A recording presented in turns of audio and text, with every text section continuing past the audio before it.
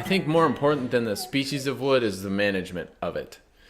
And usually you want the application of heat to be indirect, which is to say you don't want the meat to be directly over flame with nothing in between it.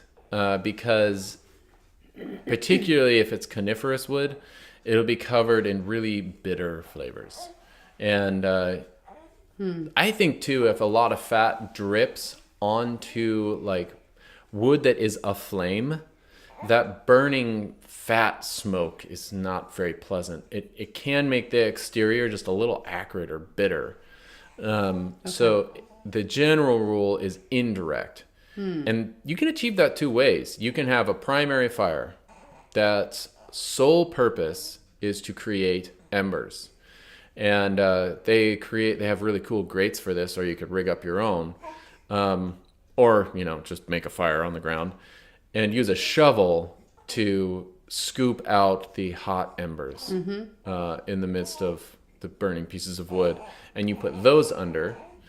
The other, under the cooking meat, the other way is to create a fire and put the meat next to it.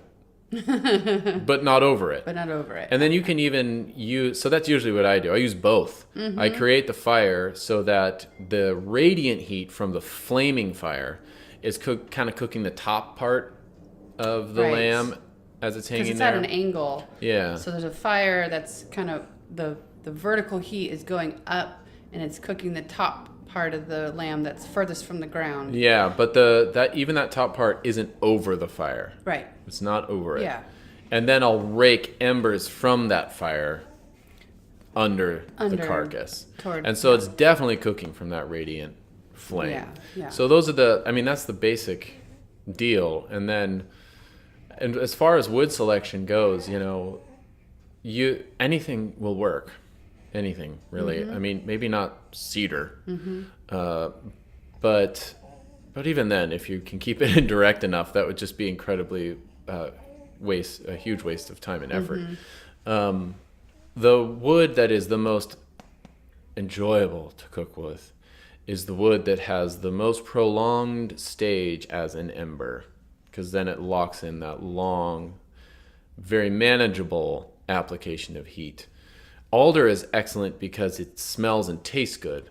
But at least up here, our red alder, it dries so quickly. And before you know it, in terms of seasoning, it's like flame ash with nothing very much in between. Yeah. And you end up using a lot of it because it goes through that process quite quickly.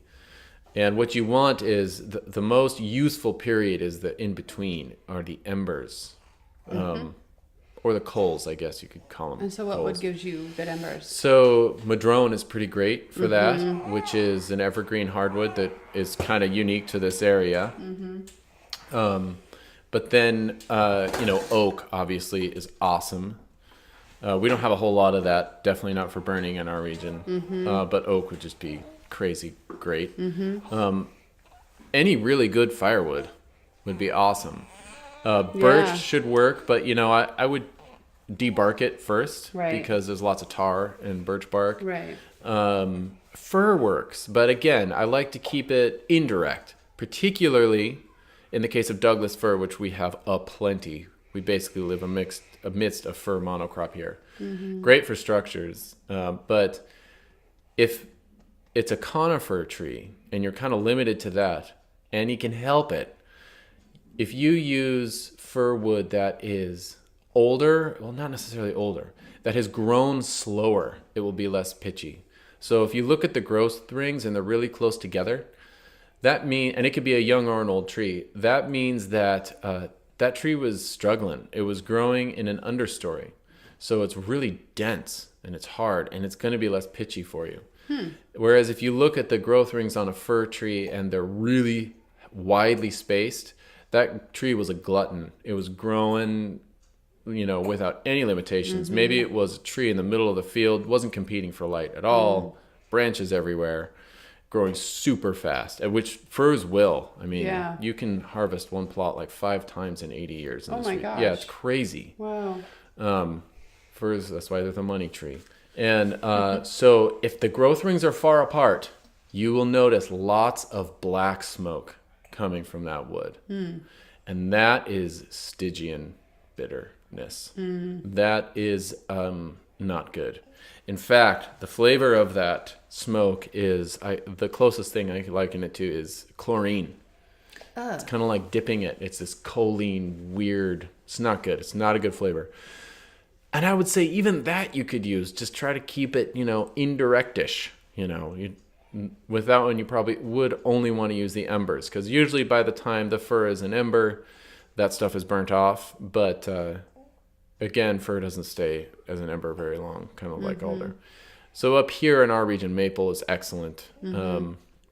Usually when I roast, it's a combination of maple and alder, oak. And I'll even, in a pinch, I'll use berry bushes. We have these evergreen berry bushes that are woody, super woody. Like, you could get them with a machete, but you kind of want your chainsaw, that kind of woody. We have evergreen huckleberry bushes. And when they're dry, that makes really good wood. Yeah. Of course, it's inefficient because it's a little tiny, nothing larger than a softball, or a hardball, a baseball. But so that can work. And then charcoal is not bad. You'll need many, many bags of it. And it's tricky because in that case too, you kind of have a primary and a secondary fire. It's best to think of it that way. Because the charcoal is really only manageable and ignited sufficiently when it's ashen, when it's white, when it's ashed over. Okay.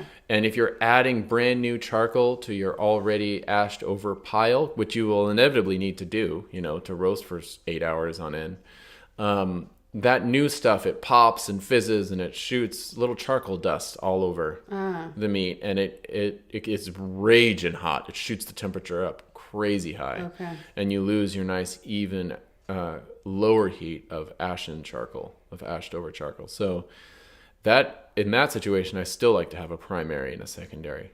Even if the primary fire means it's a little further away, but still radiating heat to help cook. The best wood I've ever cooked with was that almond wood at your sister's wedding. Oh, really? That was awesome. That was the smallest pile of wood we've ever used. You're right. That was like a quarter cord. We were kind of freaking out about it at first because we're like, this is it? Yeah. And no problem. we didn't even use all of it. Oh my goodness. That stuff burned so slow, so hot, It was like so long. 1/8 of a cord or something like that. Yeah, I think it was an 1/8 to a half a cord or 3/4 of a cord of alder. Yeah. So that's the difference in wood selection, which can be a significant impact if you're buying wood on the price of the roast. So, and also just your time, like you're not working as hard to split wood and create different piles and because almond is smaller. Yeah. Right. I didn't really have to split. Oh, you didn't have to split that much. Yeah. No, you're right. It was smaller. Okay.